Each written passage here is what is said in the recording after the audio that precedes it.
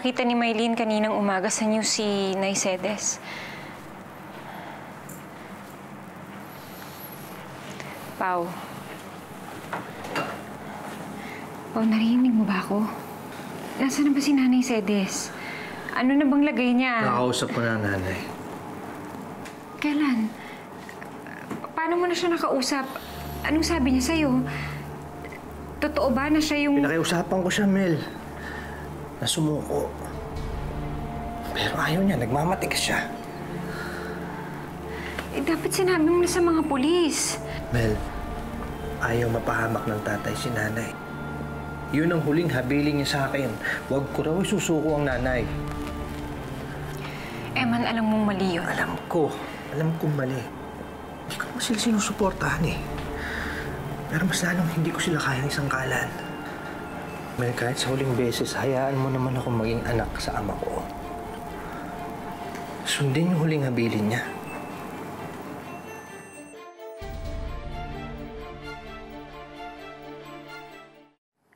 Sinasabi mo lang ba yan dahil ayaw mo makulong yung nanay mo? Hindi, totoo yung sinasabi ko. Siyempre, katulad ko, ayaw rin niyang mapahamak si nanay. Eman, alam mo kahit balik-balik ta rin mo, walang tama doon sa ginawa ni Nanay Cedes. Dapat noon pa lang sinabi mo na eh. Hindi mo na dapat kinonsinti ng ganon. Hindi ko naman siya kinukonsinti. Sinubukan ko siyang pakiusapang sumuko, gawin yung tama. Pero bigla silang umalis. Hindi ko na alam kung nasan sila. Mel, kung sa pamilya mo nangyari to, malamang ganyan din ang gawin mo. O ngayon, paano kung makasakit na naman si Nanay Cedes? Hindi naman gawain ni nanay pumatay ng tao eh. Isang beses lang yun. Pwede ba, huwag natin siyang husgahan. Hindi naman natin alam kung ano yung totoong nangyari. Well, sa lahat naman ng tao, akala ko pa naman, ikaw yung makakaintindi sa desisyon ko.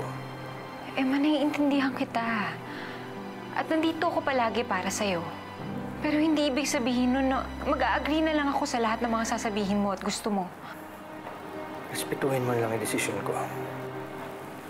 Sige. Hindi ako magsasalita hanggat kaya ko. Salamat, Mama. Alam mo lang, gulong-gulo na rin talaga ako sa sitwasyon. Pero pamilya ko pa rin sila. Kahit gaano pa ako kagalit sa ginawa ng nanay. Hindi ko naman sila pwedeng isuko na lang sa pulis.